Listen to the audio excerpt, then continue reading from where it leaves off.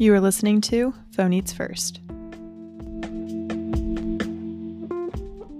Hello, everyone. Welcome back to Phone Eats First, a podcast about romanticizing your life and finding inspiration inside and outside of the kitchen.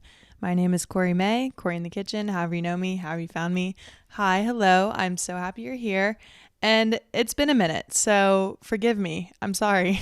I have been pretty busy, traveling a lot for work, and kind of just all over the place. And podcasting is hard. It's hard to keep up with. It's hard to honestly just find the time to make episodes. And really my issue is editing episodes. So if anyone wants to edit podcasts or learn how to, I will happily show you and I will pay you.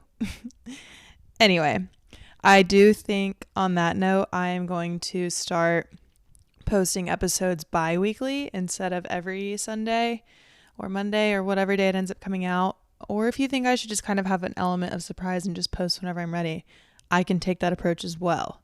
So if you have an opinion, let me know. If you don't have an opinion, just be ready for an element of surprise. Will there be a new episode on Sunday or will there not be a new episode on Sunday? But for now, I think I'm going to go every other week because I'm about to get into a really busy travel time. And I love making episodes and sharing episodes with you guys. And I love hearing that you guys are listening and missing episodes. It warms my heart and breaks my heart at the same time. Like last night I ran into Ellie Geiselhart. Hi, hello. I know you're going to listen to this, so I'm shouting you out. And she was like, I love your podcast and I love you. And I love every episode. I listen to every episode. Didn't you not post recently? And I was like, shit. Yeah, I'm sorry. So I'm going to post more for you, Ellie. I'm going to do my best. Last episode, I shared my Wellness 101, what it means to the world, what it means to me, and how I begin to process all the wellness information and content that's out in the world and all the misinformation in the world that we consume every single day, and just kind of how to protect your space and create a space that has information you deem true and necessary and relevant. So if you haven't listened to that episode, definitely listen to that first before you listen to this episode, or not. It really, do what you want. But this week's episode, I want to begin to share how I optimize my wellness. So I came up with 7 ways to wellness for this episode. I could have probably listed 100 different things, so you're just going to have to bear with me, but I picked 7. This is an always changing list of items because there's always different aspects of my life that I want to focus on or need to focus on or should focus on or just simply put more attention towards. But right this very second, this is how I am optimizing my wellness and things that I deem as very important. But before we get into that, we're going to do the weekly report.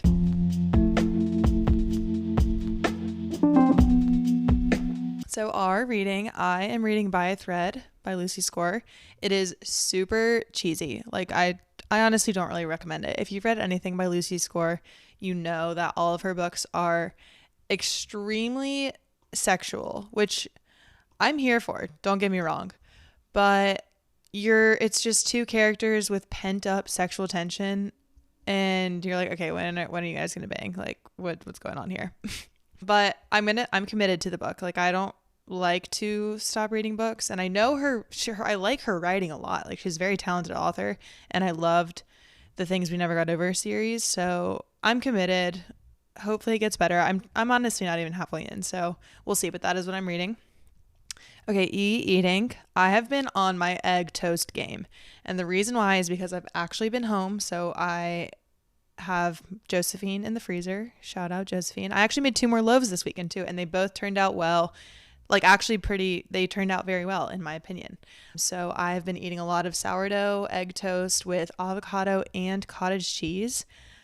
Don't knock it till you try it. I know it sounds probably a little scary, but the cottage cheese just kind of adds a creaminess and honestly kind of a cold layer that matches the avocado. It's really good, adds more protein. I definitely recommend it. Okay, P plan. Last night, the Tar Heels beat the shit out of Duke, took the ACC #1 spot, and beat Duke 2 times this season. And I went to Chapel Hill. I was with Maya and rushed Franklin. I also watched at Topo, which any Chapel Hillians, I never thought I would get to do that. I've always, whenever we've beat Duke and rushed Franklin, I have been like, oh, I would love to watch at Topo sometime because you can watch people rush Franklin from the top of the restaurant, which is overlooking the main intersection, if you don't know what I'm talking about. And we finally did that, and it was a really cool experience. And I knew we were going to win. So I was like, okay, I have to go to Chapel Hill. And I'm so glad I did. It was so fun. And there's just nothing like that environment. If you know, you know, go Heels. Okay. Oh, obsession. I just hinted this earlier, but I'm back on my sourdough game. And I saw a TikTok or meme or something on Instagram somewhere, who knows. And it was something about why spend $2 on bread at the grocery store when you can spend $15 in 24 hours to make one loaf. And I feel that, but it's also more than 24 hours. It is a piece of work. It takes time, and it is not for the weak. You literally have to feed it once in the morning, once at night. You have to take care of it, and then when it's time, when you actually want to bake, like you have to lay it out and then let it sit and then fold it and then let it sit and then fold it and then let it sit and then fold it and then put it in the fridge for 12 hours, and then in the morning let it sit for another 3.5 hours. Like, this thing is literally a newborn baby, and it requires so much love and care and attention and time, but it is rewarding. It's not for everyone, but if you do enjoy baking and just something relaxing, which ties very nicely into this episode because you'll see why later, but it's just something I really enjoy. So I'm working on my sourdough game. I have a lot of room for improvement, we'll say. But the 2 loaves I made this weekend turned out really well. Okay, our recipe. I've made swamp soup, which is Wishbone Kitchen's ginger, garlic, green goodness soup. I was a little sick last week, and so I just didn't really know what I wanted for dinner, and I haven't had soup in a long time, which if you have listened to my podcast for a while now, you know that I love soup. Or if you just follow me on Corey in the Kitchen, you know I love soup, and I love making soup, and I love having soup, and you can freeze it, and it has so many benefits. So I finally made her soup, which it is green. That's why it's called swamp soup. But it really is really good and actually really easy to make. I was at first intimidated by the number of ingredients it had, but I promise it literally took like maybe 20 minutes to make. You just need chicken broth, chicken, and rice. That's like the core of the soup. And I just did a rotisserie chicken because I don't love cooking chicken, and it's just so much easier because, it's obviously already made. You just have to pull it off the bone, which that's another story that I don't enjoy, but you pick your battles here. So I did rotisserie chicken, and you just start by boiling chicken broth, throw in some spinach to wilt it, and then once the spinach is wilted, you take it out, you put the cooked rice into the chicken broth, and literally just let it sit for like 15 minutes. While that's happening, you're pulling the chicken off your rotisserie chicken, and then in a blender, you just blend the spinach and then ginger, garlic, parsley, green onion, and jalapenos with a little bit of water, and so it makes this like, it looks like pesto kind of. It makes literally just like a green liquid, and then you dump it into the broth, and then there you have your swamp soup. I'm actually going to have some for dinner tonight, and I'm really excited. It's warm, cleans out the sinuses because it's a little bit spicy. It made me feel good, so I recommend. And then tea treat. I made another batch of chocolate dates last week, which I hadn't in a long time. So I may or may not have already finished the batch of chocolate dates, but mind your business, okay? That is the weekly report. And now today we're just going to jump right into, we'll call this Wellness 102, the second lesson to my wellness series, which this podcast really is just all about wellness. And when I was listing out these different things that are kind of my key ways of wellness, I realize it's the theme of my podcast. Doing things that just make you feel good and optimize your life and just make you happy and feel like, literally feel good.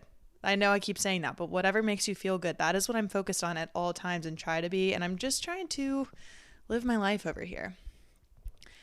And I know in the last episode, I touched on the happiness chemicals. So I wanted to touch on those again, just because I find them really interesting. And I know in the beginning of this episode, I said I could list like 100 different things of ways to focus on wellness and optimize your wellness. And I found a few cute little Pinterest pictures that kind of described it really well, at least with the mental part and like the actual happiness chemicals, because I'm sure you've heard of serotonin. I'm sure you've heard of endorphins. But there's 2 other things, oxytocin and dopamine. So in total, there are 4 different quote unquote happiness chemicals, according to my Pinterest research, which do what you will with that sentence. But so we've got endorphins. Those are your pain and stress chemicals. And so things that deal with endorphins are exercise, laughter, dancing. Physically moving your body will release endorphins that then minimize your stress. Endorphins, you know them, we love them. And then the other one you've heard a lot about probably is serotonin. Like everyone's always like, oh, this releases serotonin or like gives me serotonin. And that's just like generally a good mood chemical. I don't know if these are like hormones or chemicals exactly. Here's my disclaimer for the entire episode. I won't say it again, but I'm not a doctor. I'm not a professional. I don't know shit. But this is just what I have focused on and I'm finding really interesting to categorize all of this under and learn about. But so, okay, there's my disclaimer. Anyway, so serotonin is a good mood. We'll call it a chemical. And that is something that is released when you're doing something that truly just brings you happiness and puts you in a good mood. Some examples of that are just like getting in the sun, being in nature, and then like meditation, I feel like is a very classic one. Not that I meditate, but just like thinking of an act that boosts your mood, calms you, brings you kind of more to like a peaceful state of mind. And then the other two of the 4 happiness chemicals, we've got oxytocin and dopamine. So oxytocin is a love hormone. And I did look that one up. That one actually is a hormone. So that is a hormone that is released when you are doing things that bring you love, when you think of a connection. So it could obviously be with a romantic partner, could be with a friend, could be spending time with your family. Literally could be hugging your dog, hugging your cat, hugging your goldfish, whatever it is. You can truly do something and it releases this hormone that just like brings you love. Isn't that so cool? Like our bodies are so cool. Another example listed under something that produces oxytocin is just like doing something nice for someone, giving a compliment. So there's just these little acts that we can do along the way in our lives and in our day that make us feel good. And it's pretty simple. So here's your reminder to hug your pet and give someone a compliment. And the 4th happiness chemical is dopamine, which is a reward chemical. So examples of this were just completing a to-do list task, which I am very fond of, and then also getting a good night's sleep, which I was kind of surprised by that one at first because I was thinking more of the internal benefits of sleep. And I was like, well, how does that really relate? But it's talking about just the completing of something you know you should be doing is releasing dopamine because you're like, oh, you wake up in the morning, you're like, oh, I had a really good night's sleep. I went to bed early. I did all the right things. Releases dopamine because you're accomplishing a task that you set for yourself and like are working towards. So I thought that was interesting. At least that's my take on it.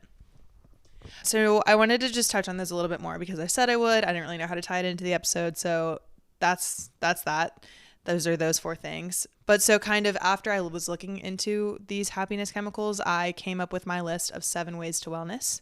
And again, there are more than just 7 ways to wellness. And everyone has their own ways to wellness. Right now, in this stage of my life, this week of my life, this day of my life, these are the things that I find when I successfully follow these or work towards these and just spend time on these things, I feel my best. So let's get into them. So number 1, and I'm kind of going in order of how it would relate in your day and also kind of importance at the same time. So number 1, quality sleep. Just go to bed. I know it's easier said than done, and it just allows you to feel accomplished and rested. Like we talked about, it's going to release dopamine because you're going to wake up and be like, oh, wait, I just got really good sleep. Like I'm going to have a great day. And another thing about sleep is you guys just, you all know how good sleep is for your body. Like if you are someone that says you can function off of 4 hours of sleep, you're lying. You're literally lying. And another interesting thing I learned this week, or I heard, but again, I know this ties into last week's episode about figuring out what is true and false information because we just hear all these things and accept everything as truth. So just, plugging my last episode. But I saw a TikTok this week that said, I can't believe I never thought about this, but I recently learned that studies about how many hours of sleep we need, like the 8-hour number, is just based off of studies of males. And it's like, well, no shit, everything is based off of males. So why have we never thought of that? And so the whole point of the video is saying that females actually need more than 8 hours of sleep. And that made me feel a lot better about myself because I do think I need more than 8 hours of sleep. Like it made a lot of sense. I'm like, if I got 10 hours of sleep a night, I think I would be Superwoman, truly. So that's kind of my goal. And this past week, like I said, I was kind of sick. My body was just exhausted. I was going to sleep around 10 and waking up between 7 and 8 a.m., which is late for me. Like, I mean, the mornings I woke up at 8, I was staying home. So I was like truly like, okay, I'm actually just going to get as much sleep as my body needs. And I felt so good. My sickness was gone within a few days. Shout out the swamp soup as well. So sleep and swamp soup. If you're sick, that's what you need. Just kidding. But sleep is the best medicine. If you're sick, that's what you need. If you are, I was going to say tired, that's what you need. Duh. But just in general, like if your body needs to recover, you need sleep. And it allows every organ system in your body to recover. You can digest. Your muscles can heal. Your skin grows and heals itself and all that jazz. I would love to have someone on to talk about the benefits of sleep because I don't know them, but I just know what it does for me. And sleep is just so, so good. So I encourage everyone to, even if you're just sleeping 30 minutes more, like do it. I can't emphasize enough how good sleep is for you. And I love sleep. That is why quality sleep is the number one thing on my list. Like I love sleeping and I love my bed and I love being in my bed and just everything that comes with bedtime. And one more thing, if you are someone who is trying to prioritize sleep and improve your sleep routine, or maybe you're not a good sleeper, I encourage you to work on a bedtime routine. So for example, I like to take a warm shower. I feel like it calms my body down and kind of separates the daytime from the nighttime for me because I'm like, okay, let's rinse off the day, rinse off the stress, rinse off the sweat, whatever you were doing that day. And then you get to put in after your shower, you get to put on your pajamas, get all cozy, and then you do your skincare, you have some hot tea, you read, you turn on your Hatch alarm clock, sunset and brown noise, and you just are zen. Easier said than done, I know. Okay, moving on. We love sleep. Sleep is important. Work on getting quality sleep. Number 2 way of wellness for me is having non-negotiables and a routine in my day. So I have this one as number 2 because I feel like you're starting off your day on the right foot by having these non-negotiables and this routine that you like to follow and want to follow and need to follow to feel successful. I will say on the other side of that, if I skip a step or miss a step or just am not home, like when I'm traveling for work or I don't know, like if you're hungover and you don't do your normal things, I feel so off balance and I hate it. Like one of my biggest fears in life is waking up late for my day.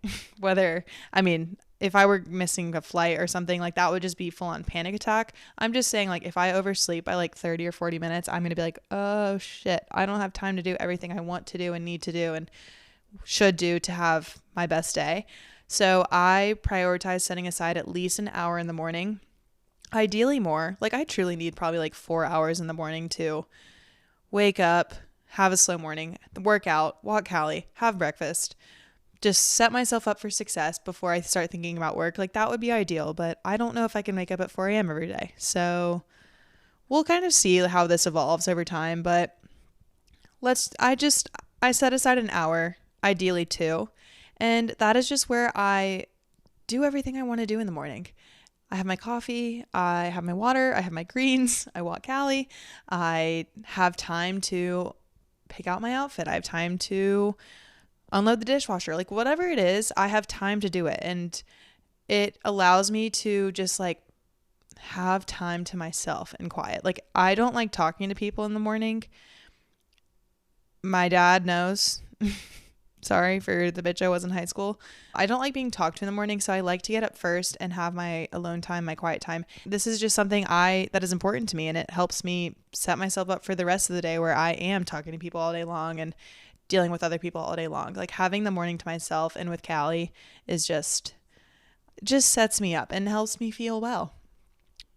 The other part of this that I mentioned is non-negotiables, which for me really just ties into my routine. Do what's best for you and realistic for you and works for you, and you know that makes you feel better. Not everyone needs a 30-step morning and nighttime and lunchtime routine. That's okay. You can have one thing that you like to do. You can have 3 things that you like to do. You can have 100 things that you like to do. But just know what is very important to you. I would say my number one non-negotiable in the morning is just having enough time for myself and being able to spend time with Callie as well, because I feel like I'm literally neglecting her if I wake up late and have to, of my list of things that I need to do, if I have to cut her morning walk, like I feel horrible. So that is something that is a non-negotiable for me, and I need to make time for myself to do. And another very important part of this number two item is having a to-do list to keep track of everything and anything in your day. I was debating having a to-do list be one of the like 7 tenets of my ways to wellness. And I had too many things. So I'm tying my to-do list into this one because it very much fits into my routine, because some of my routine is on my to-do list because I truly just like to cross things off my list, check things off. Because remember, it releases dopamine in your body, which is the reward chemical, which is a happiness chemical, because physically crossing things off my list is so satisfying to me, and it encourages me to do things. It encourages me to be organized and motivated. Like, that's how I motivate myself, is having a list. Like, I literally have a weekend list, I have a daily list, I have my work list, I have my grocery list. I love lists, and they work for me. They might not work for you, but if you've never tried it, I recommend it. I don't know if Marshall listens to this podcast, but Marshall, if you're listening, hi. He's starting to keep a list of things, and I love it, and I know it's working for him. And so just try it. Just try a list. Okay. Number 3 way to wellness: keep your space clean and clutter-free as much as possible. I cannot emphasize enough how much I have learned the importance of investing in your space. And by space, I mean, for the most part, your home. Your space could mean something different to you, but like, I'm referring to my house. I love my house, and I'm very thankful to have an amazing roommate who also loves to be clean and like loves to have a space that we just love to be in, because we like how it's decorated. We like it to be comfortable. We like it to be clean. We like it to be cozy, and we have similar taste in a lot of that. So I'm thankful there. But even if you are not in a situation like that and you have a bedroom to yourself, or an apartment to yourself, or whatever it is, investing in your bedroom, and I don't mean like you don't have to spend a lot of money, but just find a few things that when you're choosing your bedroom space, that just bring you peace. Like, I know there's the extremes of the color scheme can affect your mood and all that, and neutrals instead of whites and all that jazz, whatever. But my bedroom, if you were to see it, if you know me well, my bedroom is the epitome of me. It literally looks like the beach. Above my bed, I have a painting, I guess, of the ocean. And it's funny, I got it from my mom because she saw it on Facebook and was like, oh my God, I want this. And I saw it at TJ Maxx, and I was like, oh my God, I have to get it for her. It's what she wanted. And then I gave it to her, and she didn't have anywhere to put it. Or she had somewhere to put it, but it didn't look good there. Sorry, Mom. And then I moved here, and I was like, you know what? That painting would look really good above my bed. And because she loves me so much, she let me steal it back. So that is what's above my bed. But then my comforter is this like tannish, soft, fuzzy thing that's so cozy. And I just have shades of blue everywhere. I have pictures of California everywhere. My dresser is bright teal, and I love her. She's stunning. So just all this being said, having a space that you like and feel cozy in, it gives you somewhere when you're home to feel like you're actually home and comfortable and safe. And then the other part of all of this, and I guess the main part that I'm kind of just like skipping over, is keeping your space clean. Today, I had a deep clean of the entire house. I have been kind of just like procrastinating. Like, I don't remember the last time I left a stack of clean laundry in my room and moved it from the bed to the chair, from the bed to the chair, from the bed to the chair. I did it probably 5 times this weekend, and I have not done that since high school. But I was just like putting it off, and I don't know. But I think it's because I was like, Sunday's going to be a clean day. So I kind of let it get messy. I let the kitchen get a little messy. I let the living room, like Callie's toys that were out and about. The bathroom, I had like some stuff on the counter, and I was like, you know what, I'm just gonna do it all at once because I know how good that's gonna make me feel, which I'm a little crazy for that. But I have seen something on Instagram, and I related really hard. It was something along the lines of, if your partner or roommate is deeply cleaning the house, let them. They actually just need to clean their mind. And I relate to this so hard. Like, for me, cleaning just like, it relieves stress in me, I think. And it's something that I enjoy because it's so worth the after, when you're like, oh, my house is clean and everything's away. I've decluttered. Like, I threw out some shoes in my closet today. I threw out random little toiletries that I have just been keeping for no reason. I bought fresh flowers today. We're just ready for the week. So when your space is clean, you can kind of move on from that and then focus on other things. Okay. Number 4, eating good, real, whole food and drinking water. And you all knew I was going to say this one. I don't think I even need to go into much detail here. But if you are eating good, real, whole food and drinking water, you will feel amazing. If you're having a hard time with this, don't focus on removing the bad stuff from your diet. Focus on adding the good. And if you do that, I think you will realize by adding, there's not as much room for the bad. And then I think the bad will just kind of start to fall out. And it's also, if you have an adding mindset instead of a removing mindset, that's already a step in a positive direction. And I think you're focusing on a more positive relationship with food and eating habits. So I do think that is something that you can do to work on. But just overall, I am genuinely so excited to eat my next meal at all times because I have such a healthy relationship with food and I love food so much. I love eating so much. I love cooking so much. And I know what food I really like and enjoy. And I'm genuinely excited. And I do think I overeat because I just love food that much. And I'm like, well, I kind of really want to eat that now, even though I'm not that hungry, but I know it's just like so good and yummy and makes me feel good. So you could be like me. You could be this excited to eat and cook at all times. Or maybe not, but just overall, like you will feel good. And then when on the alternative side, like if you are eating not that well after having a good, healthy relationship with food, you'll feel bad and you want to eat good. So just eating good. I mean, the whole gist of the podcast is about eating good food and having healthy relationships with food, and just food can do so many things for our bodies. So I encourage you to eat food and you will feel good. Okay, number 5, get movement in. This was originally number 1 on my list because movement is my number 1 way to relieve stress and prevent stress and just feel like I'm on top of the world. But I know that movement is also one of my, at least recently, I've been kind of slacking on just exercising and moving and stuff. And that's okay. Like, that's just kind of where I am and like what my body needs at the moment. And I'm fine with that. So that's why I did it kind of lower on the list, because it's not as important to me, or it's easier to push down, which not that I want to push it down on my list of importance, but I just need to acknowledge that planning and starting workouts sometimes stresses me out more than the workout itself. But I have never, ever, ever regretted working out. And I always, always, always feel better after a workout. So if you are someone who also kind of feels like you're off the wagon or struggling to work out, just know, like, I do that too. Like, I probably didn't work out for 2 weeks straight, but I have been, like, today I got on a 30-minute walk. I was hoping to do more. Like, I was hoping to do a strength workout or a Peloton workout, but I just didn't. And I'm okay with that. But I still got outside, and 30 minutes of walking is still really good. So just finding a way to get movement in, and you will feel so much better. And I need to keep reminding myself about this. Like this week, I'm setting intentions to work out every day, whether before work or after work.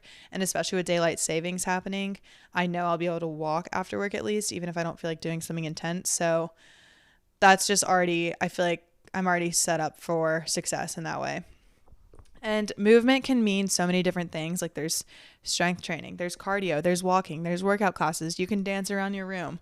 Whatever you like to do and are able to do and enjoy. And when you finish this form of movement, you feel better and happy and you've relieved stress. Like, that counts. And we don't even have to get into the impact of movement, because it releases endorphins, which, as we discussed, are for pain and stress.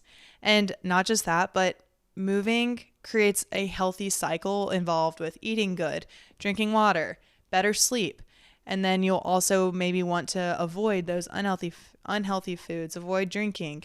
And it all connects. I think movement's kind of like the final step if you were to have sleep, eating, and movement. I think those 3 things tie in so nicely together, because when they're all working well, you are just a powerhouse of a human.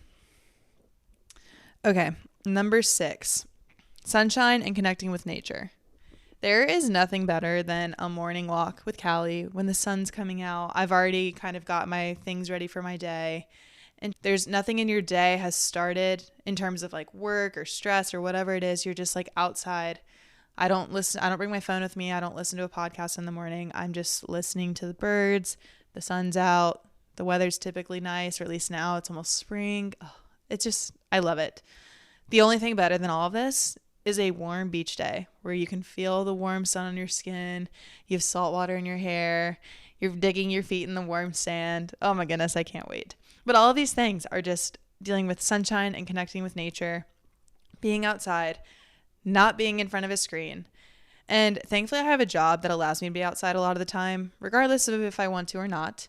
But days where I'm in the office or working from home, or just like if I'm kind of being lazy at home and not wanting to be outside, I have to like snap out of it and make myself either sit outside, drink my coffee outside, go for a short little walk, because I know it will make me feel better. And just like stepping away, even if it's just for 10 minutes, I feel so much better. So if you're someone who is relating to this, like I just encourage you to take 5 minutes outside of your workday, at lunch, after a meeting, whatever it is, when you know your brain's not even being productive anyways, like just step outside, get sunlight, be outside. Remember that there is a world outside of your computer. It's really important. But another thing about this, and this sounds very granola-y of me, but connecting with nature is just so good for the soul. And it reminds you of how pretty life is and how pretty the world is, and that there are just more important things in life, like appreciating how beautiful where we live is. Like the planet is so cool. And I could probably go into like a whole episode of this, but anytime I'm just like watching a sunset, or if I go on a really pretty hike, or you just see like, hey, shout out Jake, I don't think you listen, but nature shit, like cool nature shit, and you're just outside and you're like, damn, like these trees are massive, or that mountain is massive, and you just start to like think about how crazy the world is around us and how pretty it is. It just kind of like centers you a little bit, or it makes me feel that way. So just get outside and find areas of the world that you like and enjoy, and things that bring you peace and happiness. Okay, number 7, ways to wellness. And this is kind of a big one, but an obvious one. Just doing things that make you happy.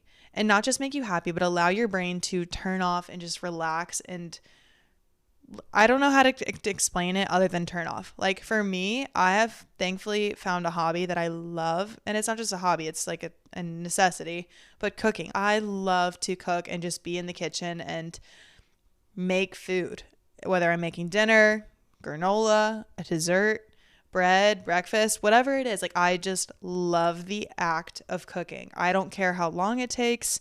I don't care how many dishes I have to do. The whole process, start to finish, for me is so relaxing, and my brain is literally off.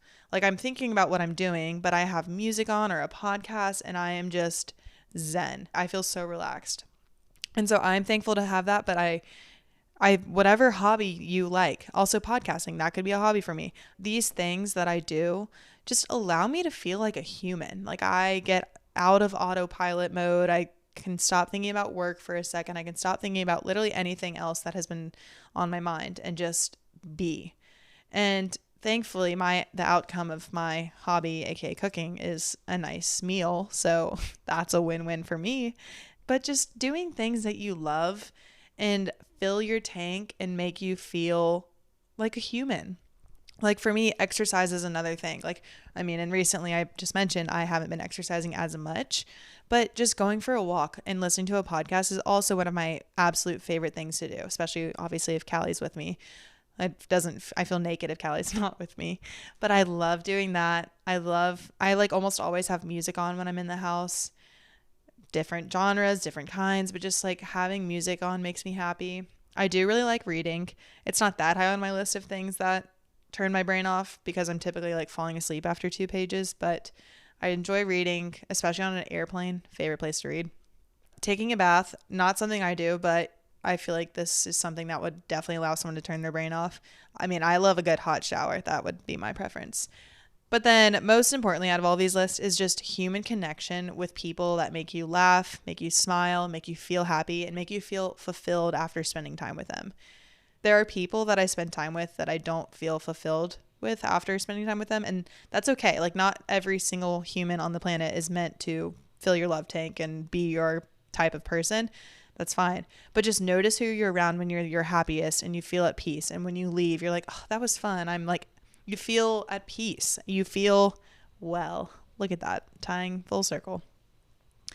Just notice, like, laughing is one of my favorite things. And I am also fortunate to, the people that I spend the most time with are my coworkers. And a lot of them are some of the funniest people ever. And I just truly enjoy spending time with them, thankfully. Otherwise, I would probably leave my job. And then, of course, my best friends as well, which I talk about them all the time. But spending time with humans and doing things that you love that just allow you to truly feel loved. Again, oxytocin, love hormone, all the things, all these happiness chemicals can come about in your life in different ways. But these have been my 7 ways to wellness. I'll recap them really quick. Sleep, having a routine, keeping your space clean, food and hydration, movement, sunshine, and then just doing things that make you happy. And I wanted to kind of end on a daily reminder, which is a list / Pinterest thing that I've seen a lot over the last few years. And every time I see it, I'm like, oh, that makes so much sense. But it's basically reminding you to listen to your body and learn how to react to your body's messages and alarms, which again, everyone can have different responses to these feelings. But overall, I think it's a pretty basic summary. So if you're overthinking, write. If you're anxious, move. If you're tired, read. If you're confused, walk. If you're sad, exercise. Which again ties into all ways of wellness with your body. It's like your body's like, hey, I'm not well. I'm feeling this way. And then these are responses you can have to release the happiness chemicals, your serotonin, oxytocin, dopamine, endorphins, all of these things. So these have been my 7 ways to wellness. And these are kind of just like 7 core things that I do and I think y'all can do to start to optimize your wellness. So thank you guys for listening to today's episode. I hope everyone has a fantastic week. I hope you enjoyed today's episode. Please follow along at Phone Eats First Pod on Instagram and Corey in the Kitchen on Instagram. That's CORI_in the kitchen for all things food, fun, podcast, Callie, traveling. Yeah, Josephine, she's doing good too. But yeah, thank you guys for listening. Please leave a rating and review, and we will talk soon.